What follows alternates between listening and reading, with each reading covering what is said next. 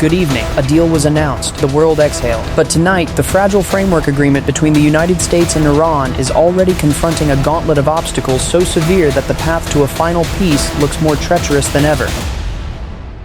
The ink is not yet dry, the signing ceremony in Switzerland still days away, and already competing claims of victory, territorial demands, and unresolved military operations are threatening to unravel the entire arrangement. The initial agreement, reached on Sunday, was supposed to mark the beginning of the end of a devastating war. Instead, it has become a stage upon which each party is projecting its own narrative, and the contradictions are mounting by the hour. Tehran is claiming the right to control maritime traffic through the strategically vital Strait of Hormuz as the victor of the conflict. Israel, a key American ally and a participant in the opening salvo of the war, is insisting that it will hold on to land seized inside Lebanon as it continues to battle Hezbollah. The gap between the promise of peace and the reality on the ground could hardly be wider. Iran's deputy foreign minister, Kazem Garibabadi, confirmed in televised remarks that the framework deal does put an immediate end to the war. But this is pending a final agreement that is supposed to be negotiated over another 60 days of talks. Yet even as those words were being broadcast, the Fars news agency was reporting that a new legal framework would be established to govern navigation in the waters of the Persian Gulf. This framework, the agency stated, would be created through cooperation between Iran and Oman. The implication was unmistakable. Tehran intends to emerge from this war not as a defeated power, but as a dominant force with the authority to dictate terms over one of the world's most critical waterways. The Strait of Hormuz is not just any passage of water. Its narrowest point, it is some 38 kilometers wide. Both Iran and Oman operate this waterway, and under normal circumstances, it carries approximately 1/5 of the entire world's oil and liquefied natural gas shipments, as well as other vital cargo. The global economy is to a significant degree dependent on the free and uninterrupted flow of traffic through this choke point. President Donald Trump initially declared on Sunday that the crucial waterway had been reopened, with the United States naval blockade lifted. That declaration sent a wave of relief through energy markets, but the president later backtracked, clarifying that the reopening is pending the actual signing of the agreement, which is scheduled to take place in Switzerland on Friday. The uncertainty surrounding the strait remains acute. Tehran has been signaling its intentions regarding the waterway for some time. Iran has previously stated that it would introduce tolls on passing ships, implying that it would collect transit fees together with Oman.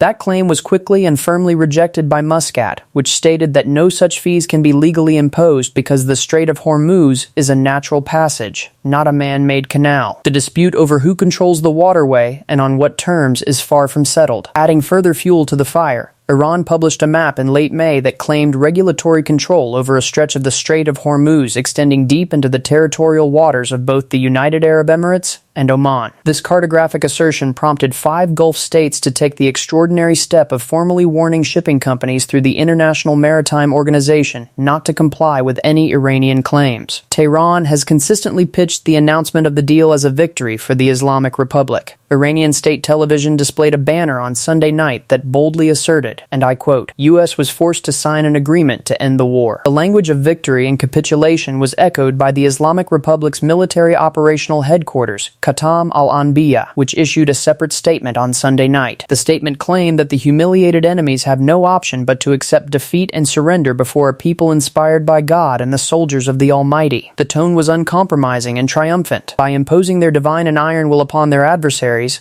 they proved that there is no alternative for the enemy other than acknowledging defeat, the statement concluded. Deputy Foreign Minister Garibabadi went further still in his public remarks. He stated directly that Iran had defeated the U.S. in the military battlefield, a claim that is certain to provoke a sharp reaction in Washington. He added a warning that was as clear as it was chilling, stating that Iran's armed forces will always have their hand on the trigger to confront the conspiracies of the enemies. This is the rhetoric of a nation that believes it has won, and it is speaking from a position of asserted strength, not surrender. As we pause here, we have laid out the competing claims, the dangerous dispute over the Strait of Hormuz, and Tehran's insistence that this agreement represents an American defeat. When we return, we will examine Israel's determination to continue its military campaign, the devastating human toll in Lebanon, and the billions of dollars in frozen assets that may now be released. Stay with us. Welcome back. Before the break, we detailed the fragile framework agreement between the United States and Iran, Tehran's claims of victory, and the dangerous dispute over control of the Strait of Hormuz. We now turn to Israel's refusal to halt its military campaign, the devastating human toll in Lebanon, and the billions of dollars in frozen assets that may soon be released. Israel, which took part in the opening salvo of the war on February 28 alongside the United States, has made clear that its operations will continue despite the announcement that the deal would apply across all fronts, Lebanon included. Israel's defense minister, Israel Katz, delivered an uncompromising message on Monday. He stated that Prime Minister Benjamin Netanyahu and he are pursuing what he called a clear policy, under which the Israel Defense Forces will remain in security zones in Lebanon, Syria, and Gaza for what he described as an unlimited period of time. The stated purpose is to protect the border and Israeli communities from what he termed jihadist elements. This declaration directly contradicts any expectation that the ceasefire would bring a halt to Israeli military operations. The political opposition to the deal within Israel is equally stark. Israeli Finance Minister Bezalel Smotrich issued a blunt and sweeping condemnation, deeming the agreement announced on Sunday as, in his words, bad for Israel